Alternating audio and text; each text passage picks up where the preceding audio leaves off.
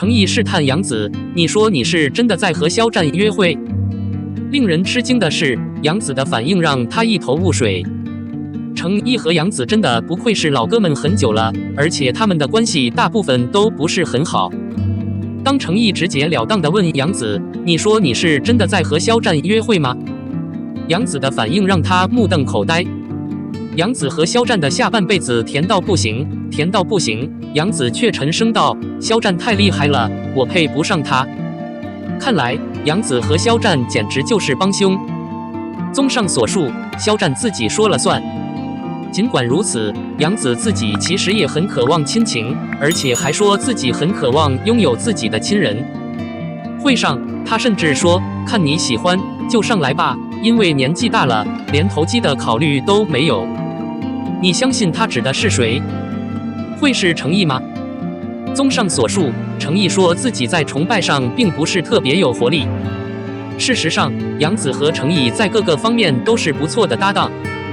现在快30岁的杨子越发妖娆了，整个人都变得苗条了，小腹也瘦了，一点赘肉都没有了。网友们对他如何做到这一点很感兴趣。杨子分享了他对李波的经历。从长远来看，他已经成为越来越多的令人愉快的人，这并不奇怪。谁能娶她，真是天赐良缘。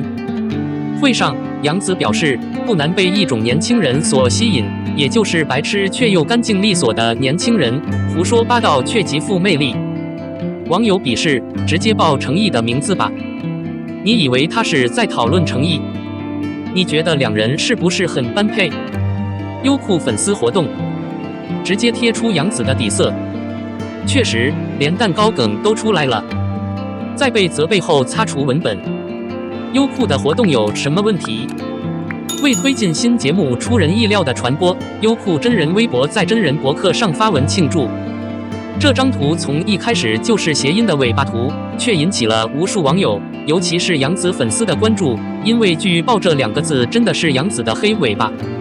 感觉优酷的真微博无意利用了杨子的黑梗，没想到权威微博竟然在评论区一直黑，发了个蛋糕图继续明翰。出乎意料的是，自称姐姐，大家都知道，粉丝给杨子取的绰号之一就是紫梅。杨子最近的2部电视剧《女分析师》和《沉香残片》都是优酷的独立剧，尤其是《沉香残片》堪称优酷2022年的秀主。不过，也有网友称，优酷并非第一次暗中戳指杨子。9月中旬，优酷的真人微博就发文，是不是暗示你有被异性照顾的体面印象？的确，甚至在沉香样碎片传送之前，他还给程程兄妹打了个信号。大约在那时，他被指责表明杨子自称与刘雪怡是兄妹。关于沉香如残羹剩饭的瓜一直在豆瓣上紧追不舍，包括杨子无力助阵的曝光，以及第一个勇敢的女人最初是景甜。另外，杨子的粉丝也被冒犯了，纷纷在网上斥责优酷太低级。粉丝还公开发表了权威声明，称杨子是来救场的冠军，抹黑了杨子抢走景甜工作的传言。在杨子官报道自己参演《沉香木渣》的时候，优酷和欢瑞杨子的前任老板都表态感谢杨子的帮助。这种说法也被称为三权印章。不管怎样，对于一个被靠背的2部作品都在没有任何人帮助的情况下单独交流的艺人来说，优酷的活跃度确实太低了。02官方声明，2天2场直播，肖战同样空降。近日，官方公布了一段数据，2天2场直播，肖战也将空降。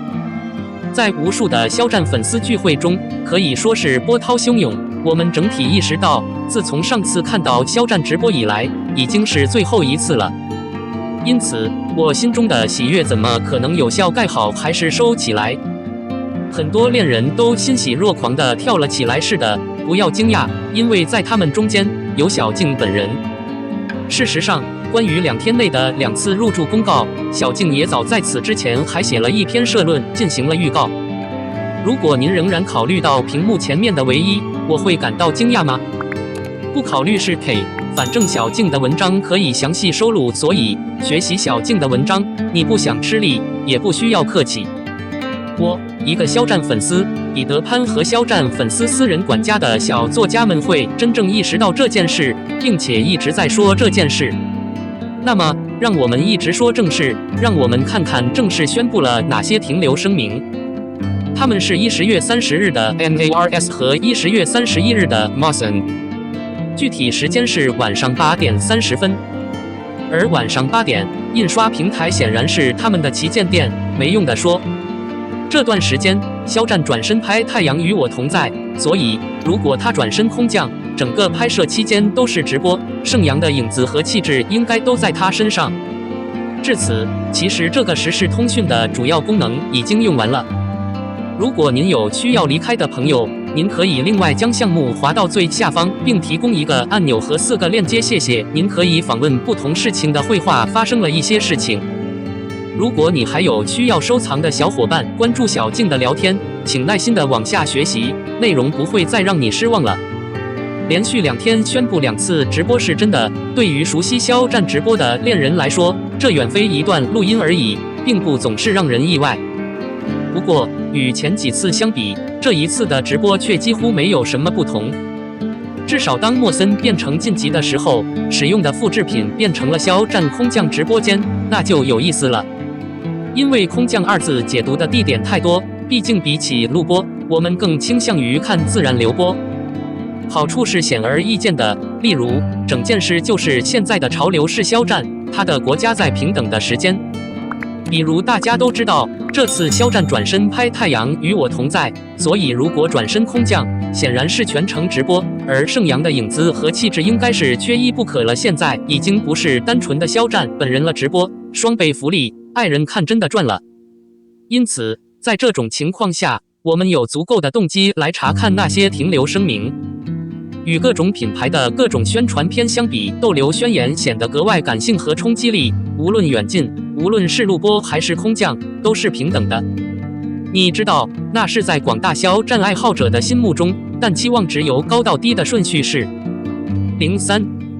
网传《琅琊榜》0.33双男主，由孔生执导，海燕编剧，张万一有望登场。正午阳光是中国一家非常可靠的制造公司，主要是他们的董事孔胜。很多借助豆瓣执导的剧集评分都在 9.0 以上。前几部由孔生、李雪执导的电影是中国历史悠久的阴谋诡计剧。最近0.33组建的信息来了，网传有男主明年2月2日内开播。网上有不少关于《琅琊榜》0.33部分的爆料。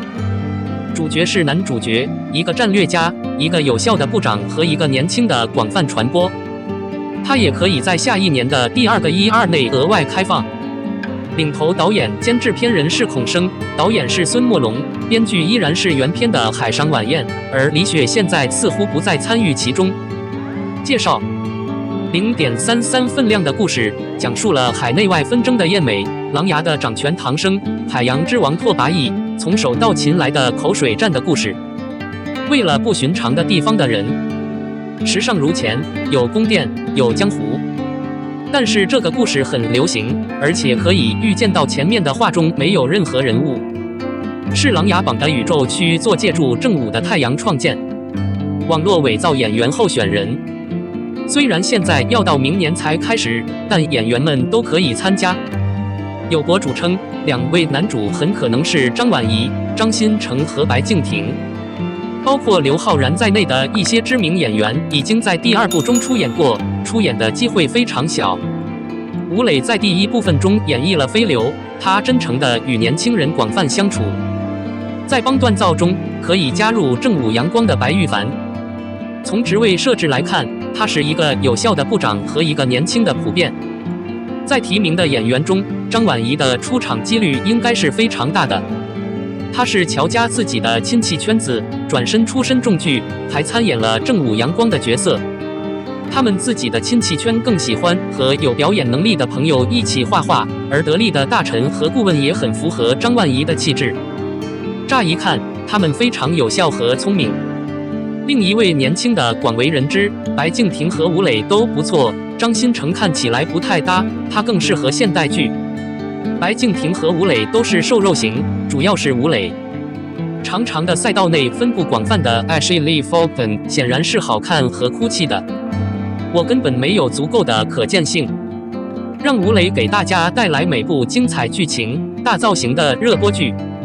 虽说是个新潮的剧情，有孔生和海燕守着剧情，但对于剧情基本上是无所畏惧的。第二部分是真诚的原创，非常规的情节是最有效的主要部分，但第二个部分却做得也很好，主要是萧庭生在孙淳老师的帮助下表演，他的表演能力真是令人难以置信。萧平章在黄晓明的协助下表演，也带来了不少惊喜。说到《琅琊榜》，我现在想到的是梅长苏是借助胡歌表演的，第一个豆瓣评分变成了 9.4。2015年转播，这么多年过去了，不过剧情还是算清楚了。梅长苏是继李逍遥之后胡歌的其他常规位置。由于前面的第一个组件内的珍珠很难超越后面的镜头，目前《琅琊榜》的 0.33 部分现已不再正式推出。如果你需要创造《琅琊榜》的宇宙，请不要忘记拍摄梁帝、林邪、谢宇燕雀等人的证言。我的经验是，他们年轻时的评论应该也很有趣。